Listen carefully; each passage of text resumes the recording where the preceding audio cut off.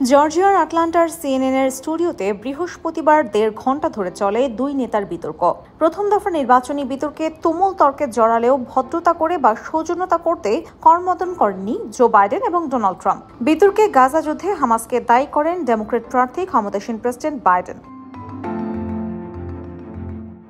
ট্রাম্পের বিরুদ্ধে অভিবাসন প্রত্যাশী মায়েদের কাছ থেকে শিশুদের আলাদা করে দেওয়া হচ্ছিল বলে মন্তব্য করেন বাইডেন। ট্রাম্পকে নীতিহীন বলেও আখ্যা দেন বাইডেন। তবে রিপাবলিকান প্রার্থী সাবেক প্রেসিডেন্ট ডোনাল্ড ট্রাম্প বারবার প্রশ্ন এড়িয়ে সীমান্ত নিয়ে বিতর্কে জড়াতে চেয়েছেন। ট্রাম্প বলেছেন, পর্ন তারকার সাথে কোনো অনৈতিক সম্পর্ক তার হয়নি। সেই সময়টায় মেলানিয়া ট্রাম্প গর্ভবতী ছিলেন এবং তিনি নীতি নৈতিকতায় বিশ্বাসী।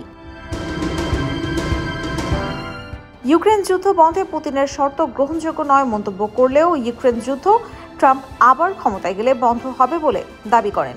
এছাড়া বাইডেনকে একজন ঠুনকো অভিযোগকারী আখ্যা দিয়ে ট্রাম্প বলেন, মার্কিন সেনারা বাইডেনকে পছন্দ করেন না। আগামীতে বাইডেনকে বিচারের কাঠগড়ায় দাঁড় করিয়ে প্রতিশোধ নেওয়ারও ঘোষণা দেন ট্রাম্প। বাইডেন ট্রাম্প বিতর্কে কে জিতল, মার্কিনিরা কি বলছেন, এই নিয়ে মার্কিন গণমাধ্যমগুলো চুলচেরা বিশ্লেষণ করছে। তারা বলছে, বাইডেনের চেয়ে ট্রাম্প বেশি সময় কথা বলেছেন। ট্রাম্প কথা বলেছেন 40 মিনিট 12 সেকেন্ড, বাইডেন কথা বলেছেন 35 মিনিট 41 সেকেন্ড।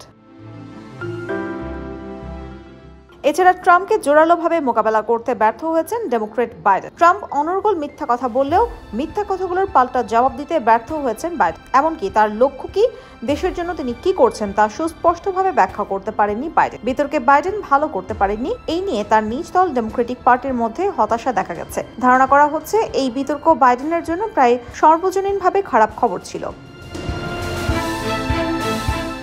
১৩ জন ব্যক্তির মধ্যে ১০ জন রিপাবলিকান প্রার্থী ট্রাম্পের বিরুদ্ধে ৮১ বছর বয়সী ডেমোক্রেটিক প্রেসিডেন্টের পারফরমেন্সকে সম্মিলিতভাবে দুর্বল, বিব্রতকর বলে বর্ণনা করেছেন। অবশ্য প্রেসিডেন্ট বাইডেন মনে করেন তিনি ভালোই করেছেন। একই সঙ্গে বাইডেন বলেন, একজন মিথ্যাবাদীর সঙ্গে বিতর্ক করা কঠিন।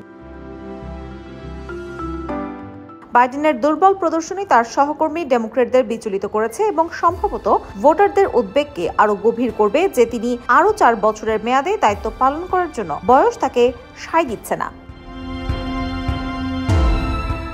IBTV USA, new York.